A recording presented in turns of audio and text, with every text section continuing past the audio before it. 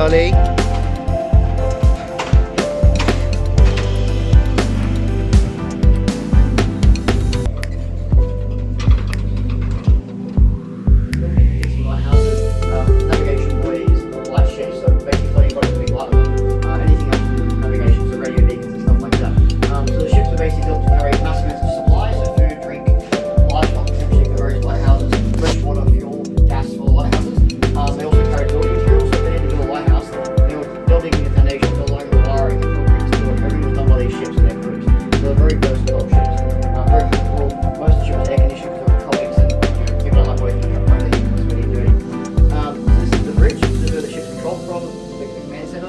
The bridge consists of 4 sections. The front half is the wheelhouse, because it houses the wheel.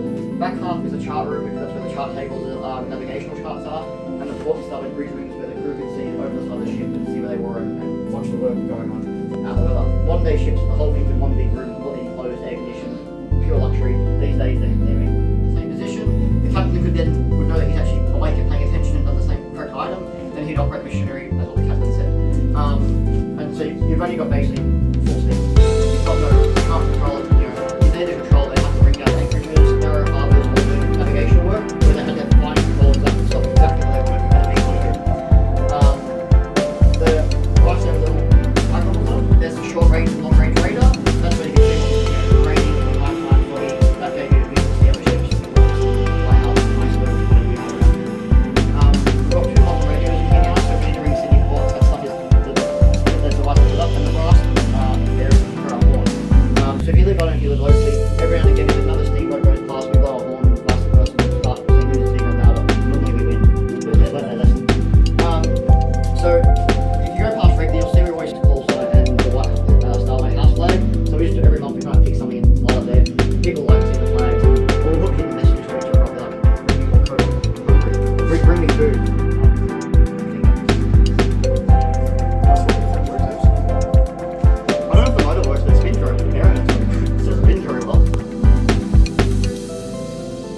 Does work, all the DC stuff as soon as you power it up. Well, that's what we're doing next weekend. Try and fly the jet. Yeah. It's nice to scout.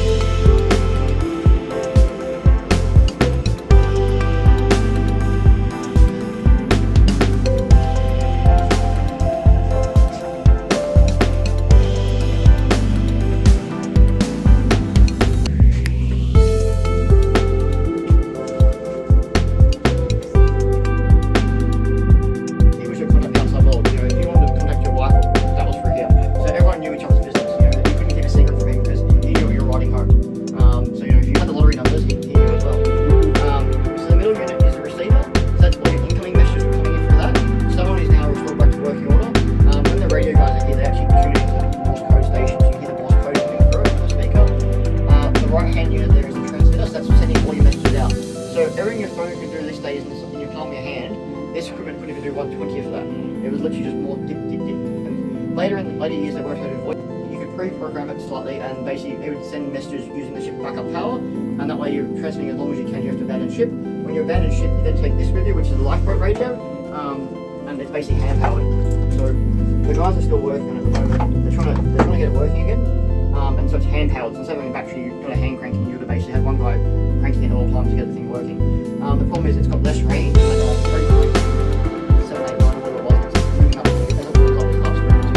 Just because it's old and like doing weird stuff. They both do it. We've got the museum and go, hey, how are you going? You're back, Rob, you're what they're saying.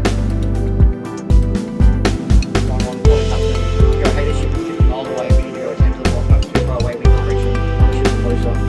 So the rule at sea is that one for this, and pick which one machine you're picking this one up from, and which one you're sending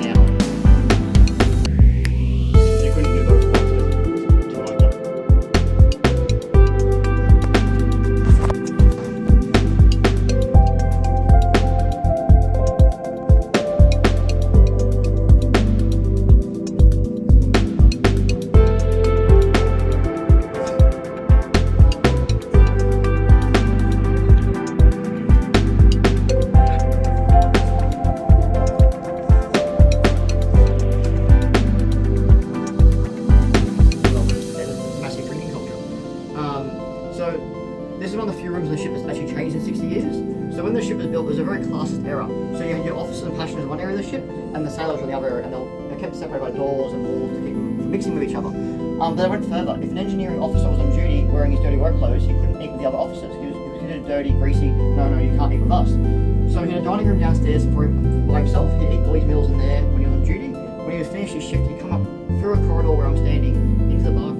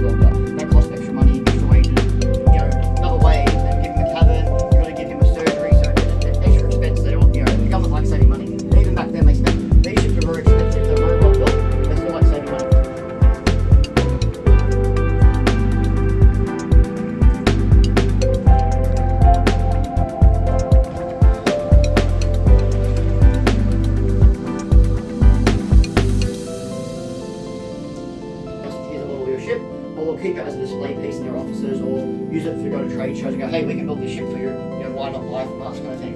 So the state dockyard who built this ship were very proud of them, and so that was in their head office until they closed down. They ended up in a museum up in Newcastle, and then eventually we got hold of it, and it's now loaned to us from the state archives, which is a government body. They're not getting it back, it weighs an absolute ton. It was a pain back to getting it here. It took 8 of us to get it here, and we had to separate the glass case from the rest of my body. It took about 3 hours on a very hot day.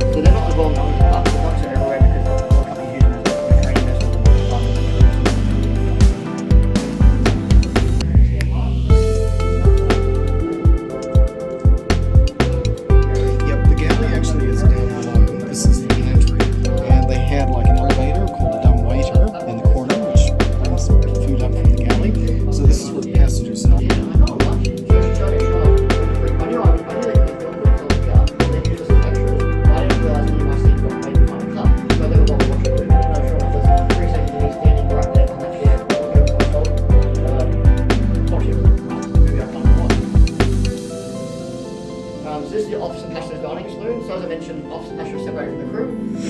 We're going to go through in a minute. There's a door there, which we normally kept closed to prevent the mixing. They could open it, so the stewards will lower deck crew, like how they did to get to and from work, come up from the galley as well. One of the captains don't let the door open, so you can watch spy his crew. Just like keeping an eye on, make sure they're going to work on time. So unlike all the other rooms in this deck, we've got nice little portals, we've got nice big wide windows. That way the officers have nice view across the harbour. But in a rough seas, they're very bad because they break much easier. So let the belly they won't give us a rest.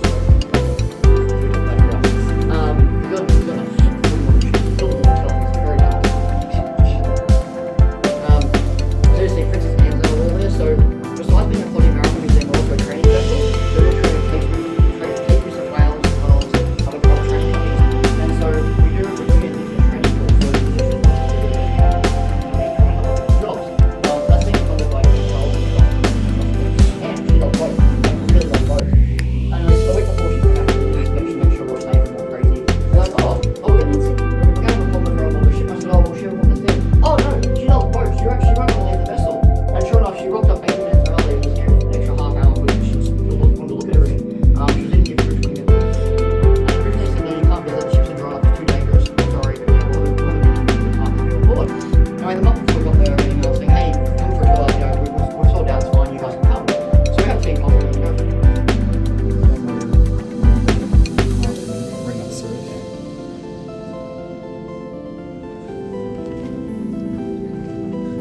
So this cabin's the main sailor crew accommodation. So the cabin at the far end is called the bosun cabin. So your bosun is just seeing a sailor. He's the butler. aft to that one there are your able seamen, so they're your most skilled sailors. These 3 cabins here, which are the same as they're all the same, are the oilers. So your oilers are the guy who's in the engine room. He looks after basically oil. Yep. You ought to wait that bag, eh?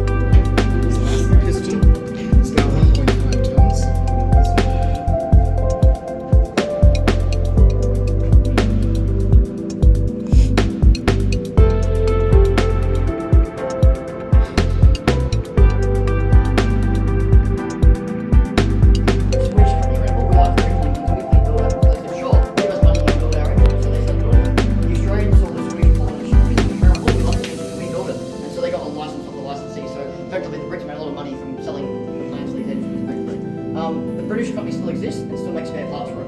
So if we need a part for it, they'll sell it to us. Very expensive, but they can still make them. But we've discovered there's a ship off the coast of Africa, it's a fishing vessel. They've got the same engine model, but it's an 8-cylinder version. When they retire the ship in a couple of years, they're going to give us the whole engine as spare parts. So we'll have all the spare parts we need for this thing. So we're eagerly waiting to get parts. They offer us the whole ship. So these brass plates are on here to stop someone starting it. So unlike your car, which lubricates itself, this doesn't lubricate itself. It's separate pumps. You run the cooling water through it, and then lubrication. So you make sure it's done first. So all you're going to use water. So what the captain will do before the ship leaves, that means the crew go, oh, okay. So the piston's not in that one either.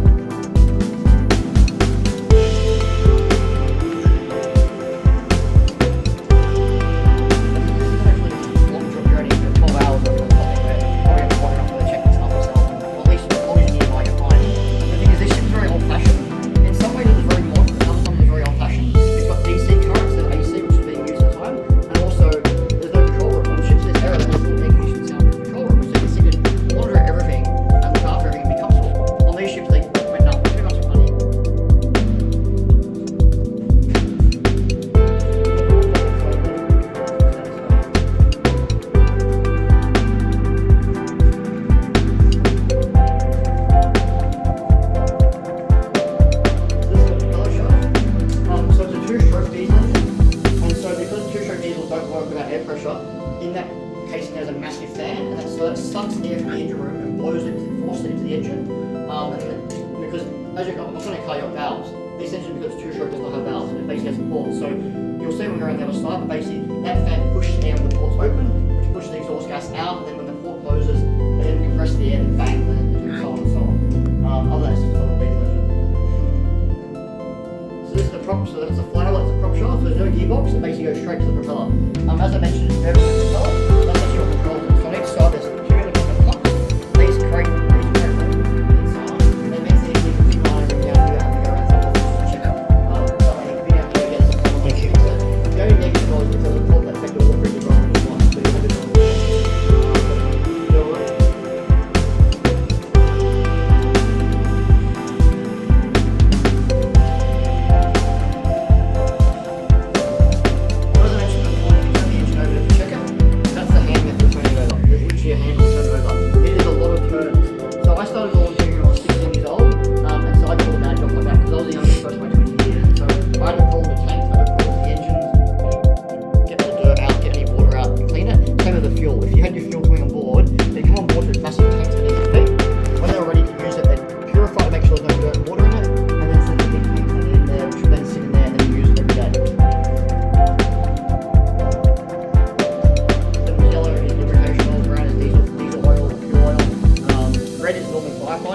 Unless it's on the main engine, then it's fuel. I don't know why someone painted the fuel system red in the engine. It's annoying, but yeah, these things. That's your hot water heater, so all the hot water for the showers and the washing up came from there. So you hope not everyone's having a shower at once, so you'd run out of hot water very quickly. 2 air compressors, so yeah. So the idea is on a hot day, you have one generator running, that's providing power to the ship. If you're gonna, if it's a very hot day and you hook them onto the case one dies, so they crash into a bridge and ruin everyone's day. And the third one would be down from there.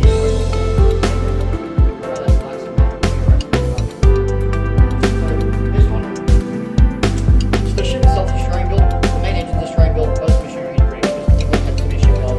They made sense to buy it from there. The only difference is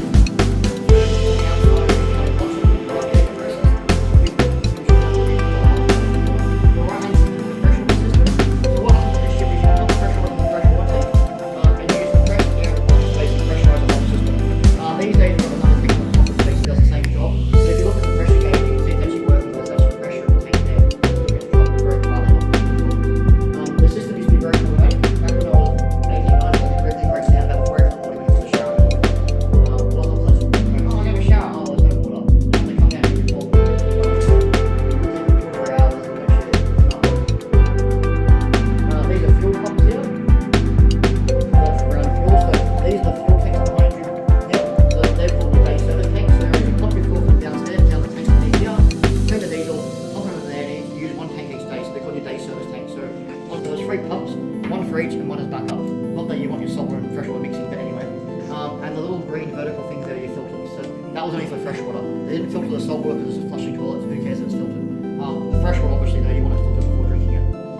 Again, the tanks can become contaminated, so the water gets pumped through the filters into this tank and then goes to the rest of the ship. Comes in for cooling everything down. So that big box behind is actually the chest, and that's your valve. And that goes, and basically the big pipe runs underneath our feet, one side to the other, so you can take your water from either side. Normally you take it from the bottom, but this is a special high one. The only thing is the ship's in a dirty river, they can take it from the fire where it's cleaner. And that basically would run for firefighting, for flushing toilets, for cooling the main engine, cooling the generators. So, if you like this generator, these are your heat exchangers. So the salt water comes in through your fresh water one, pulls it down, then goes through your oil, lubrication oil one, pulls it down, and it goes over the top of the ship. This is fresh water.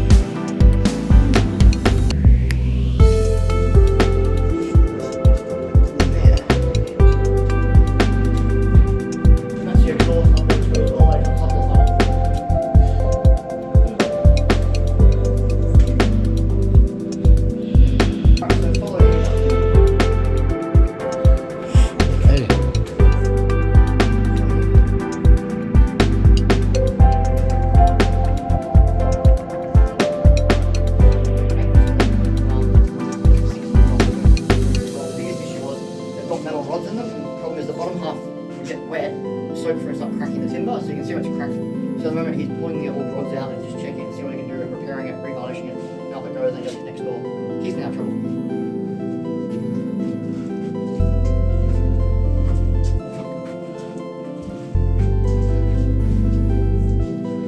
Components. So when the ship is in service, this area is basically a cargo storage area.